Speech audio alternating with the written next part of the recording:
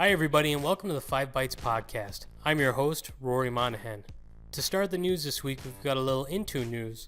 On a previous episode, I talked about the announcement of an Office removal MSI.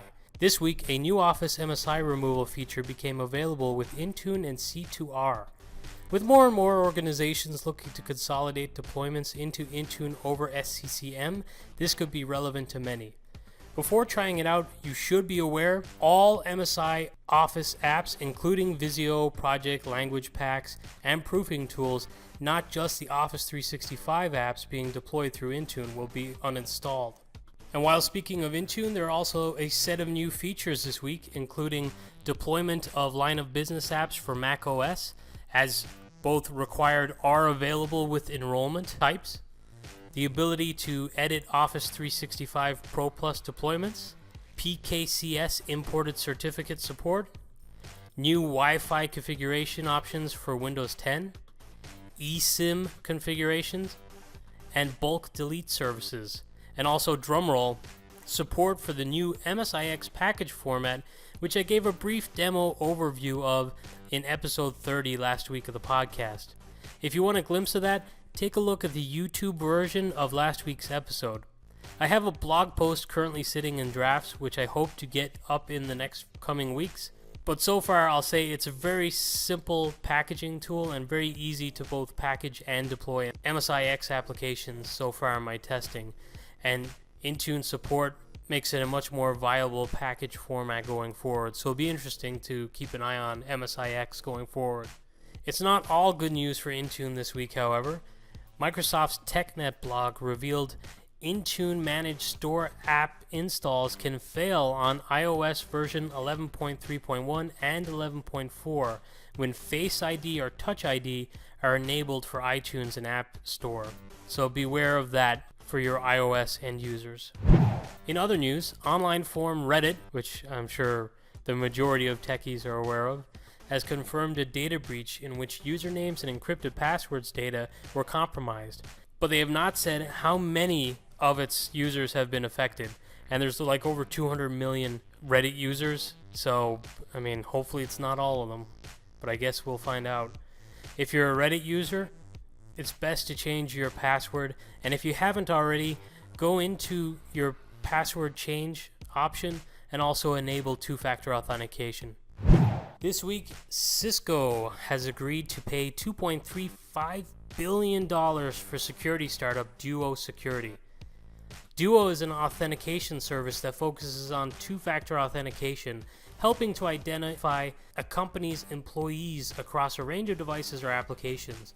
The MarketWatch article that I got my information from suggests it's a product somewhat similar to Okta.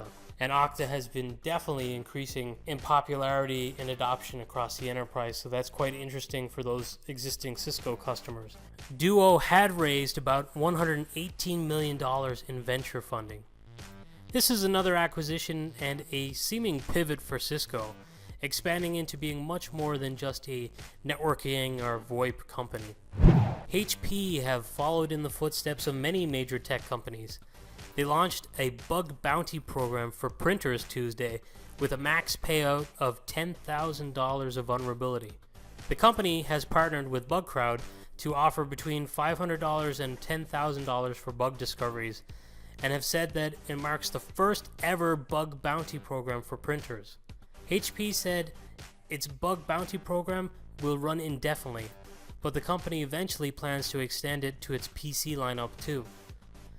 Vulnerabilities in printers are an increasing threat, and obviously the vast majority of organizations have printers, so it's quite a large surface area for attack, so this is welcome news. This week, IGEL have launched a new knowledge base for their product line, including UMS, their hardware, Endpoint OS, and more. You can find that at kb.igel.com. This next bit of info is not news per se, as it was released early this month, but I just stumbled upon it as part of research for a Windows 10 migration.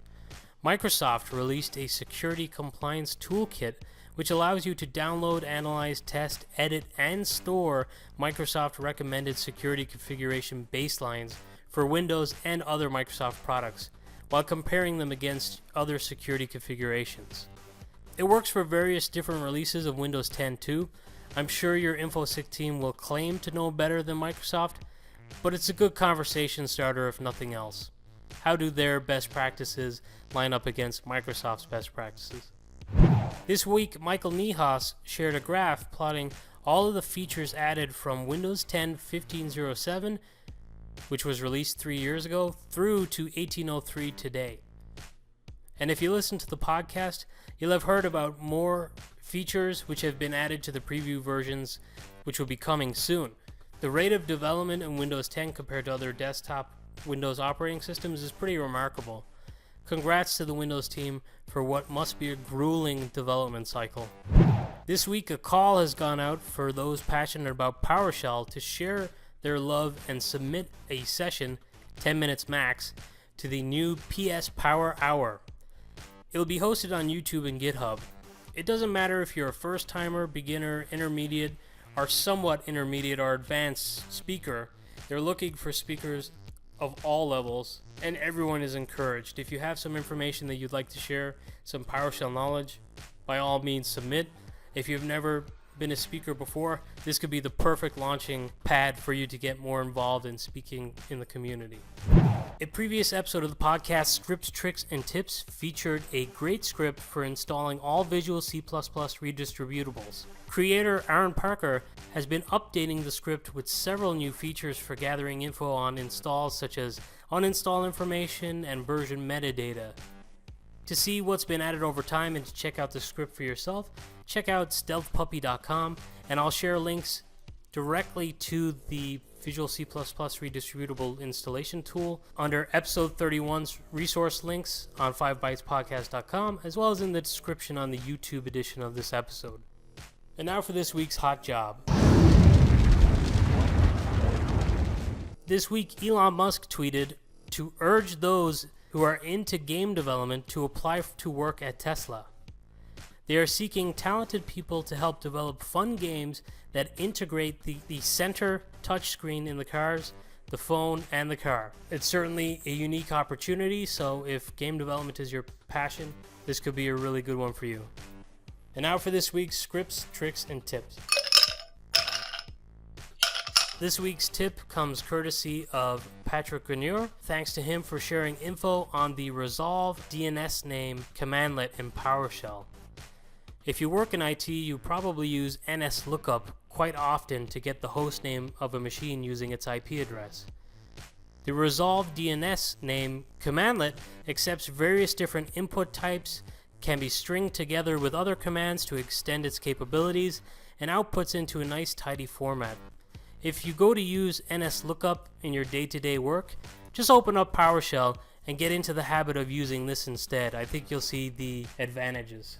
That's it for another week. Just before I sign off, I'm running a Fantasy Premier League once again on RoryMon.com. You could find that via Twitter on my Twitter handle @RoryMon, or on RoryMon.com if you search Fantasy Premier League. You can sign up and get the code. The person who chooses the best team name will win a $25 Amazon gift card, and the winner of the league will get a jersey of their choice. Also, if you want to get my newsletter, which I only send out maybe 2 or 3 times a year, so it's not like an annoyance, go ahead and sign up in the banner of 5bytespodcast.com. As always, thanks for listening.